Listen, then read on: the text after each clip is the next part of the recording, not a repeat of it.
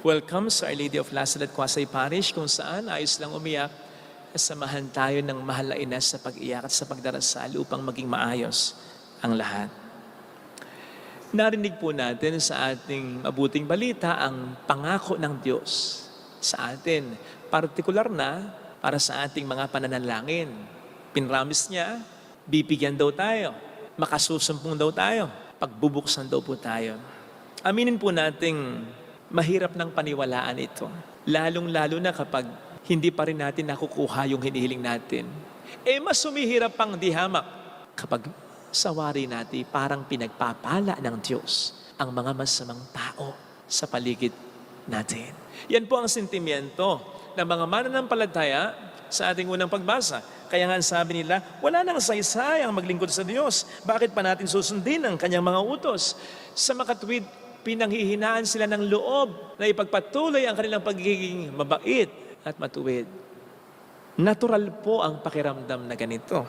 Lalong-lalo na kung tayo nagpapakabuting tao. Sapagkat narating naman talaga yung pagkakataong parang ang layo ng Diyos. Parang hindi siya nakikinig sa ating mga hinaing. Parang He doesn't care sa mga pinagdaraanan natin. And yet, yung mga taong hindi tumatawag sa Kanya o tumatawag man sa Kanya, alam nating masamang tao sa palagay natin at least, pinagpapala, minsan nandong questionin natin ang ating pananampalataya. Mabait nga ba talaga ang Diyos? Makatarungan nga ba talaga ang Diyos? Kahit po ang mga banal, nakaramdam niya, nakaranas niya, nakapagtanong niya. Halimbawa po, ang sumulat ng Salmo 73 ay nagsabing, bakit ganon? Walang kabuluhan ang aking pagpapakabuti, ang paglayo ko sa kasalanan. At one point, yan din ay naitanong ni Job. Sabi ni Job, why do I labor in vain? At kahit si St. Paul, sa kanyang letter to the Galatians, nakapagtanong o nakapagduda na maaaring mauwi sa wala ang lahat ng mga pagkapagod, pagsisikap, mga mabuting ginawa niya. Kaya natural lang na maranasan natin ito.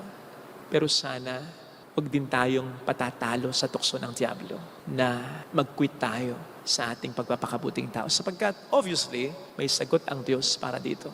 Tingnan po ninyo sa ating unang pagbasa. Pagkamat nandun ang pakiramdam ng mga sumusunod sa Diyos na hindi sila pa nakikinggan ng Diyos, walang pakialam sa kanila ang Diyos, hindi makarungan ng Diyos.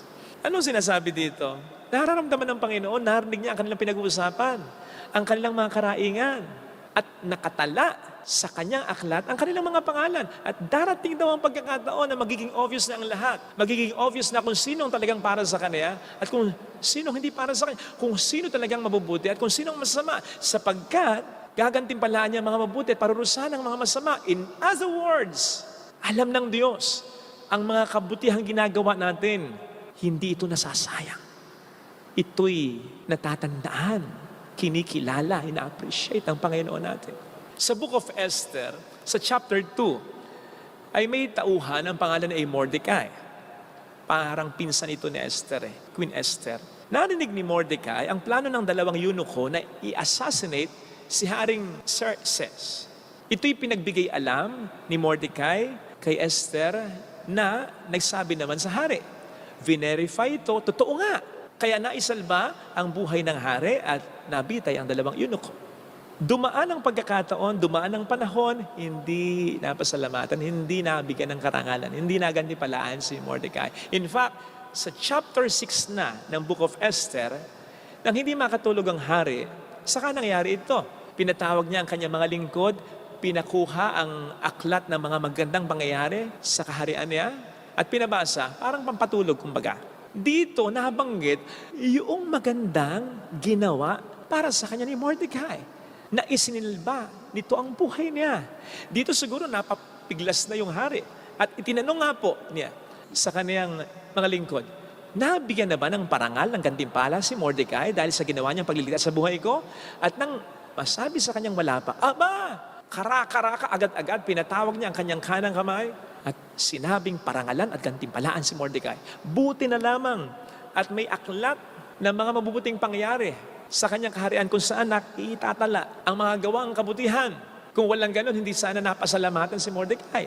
Sayang lang. Umbaga, ang kanyang nagawang kabutihan, kung sana lahat tayo merong ganito. Meron tayong talaan, meron tayong aklat ng mga ginawang kabutihan sa atin. Siyempre, nandyan yung mga pangalan ng mga taong gumawa na mabuti sa atin.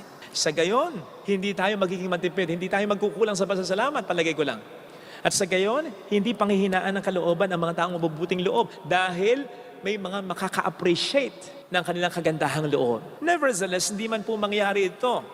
Wala man pong magpasalamat sa atin sa ating mga ginagawang mabuti. Tandaan po natin, hindi ito nasasayang. Sapagkat ito'y alam ng Diyos, ni hindi niya na kinakailangan ng aklat upang ilista yan. Bagamat sinasabing may aklat ng buhay sa kalangitan, pero ang Diyos, kita niya yan.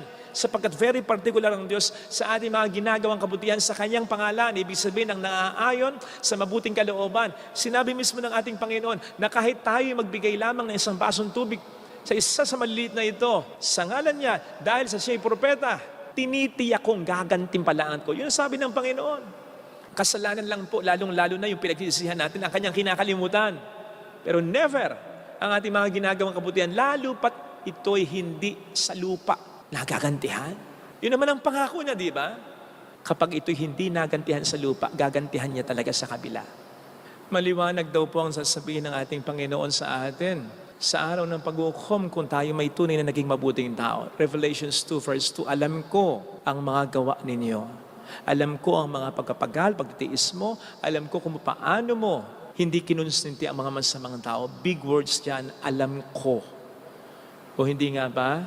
Yun ang madalas na pinangangalandakan natin na para bang may yabang kapag hindi tayo pinaniniwalaan. Alam ng Diyos, nagsasabi ko ng totoo. Alam ng Diyos, ito yung ginawa ko. Alam ng Diyos, honest ako. Kasi alam natin ito ang mas mahalaga. Hindi yung alam ng tao, kundi alam ng Diyos. Yung alam ng Diyos na mabuti kang politiko kahit hindi ka pinanalo ng mga tao.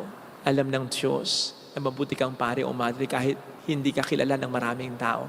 Alam ng Diyos na mabuti kang empleyado kahit na hindi ikaw paborito ng amo ninyo. Alam ng Diyos na mabuti kang asawa kahit dito na-appreciate ang kabiyak mo. Alam ng Diyos na napakamapagmahal mong ina, ama kahit na hindi ito tinatanaw na utang na loob ng mga anak ninyo.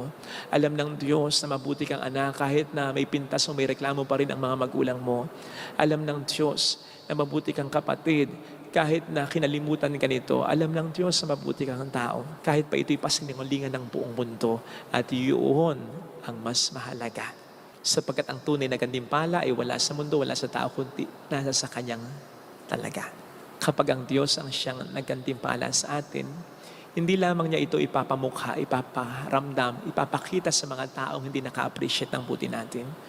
Iba rin ang gantimpalang ibibigay niya sa atin. Higit pa sa inaasahan natin. Kaya sana mga kapatid, huwag tayong panghinaan ng kalooban kung parang hindi na-appreciate ng mga taong ating ginagawang kabutihan. Na-appreciate ito ng Diyos. Dahil nga lamang ang gantimpala ay sa Kanyang panahon, sa Kanyang paraan. Hintay lang tayo, kapit lang tayo, umasa lang tayo. Ang sabi po sa Salmo, maliwanag na sa Diyos tayo umasa at hindi sa sino mang iba. Amen.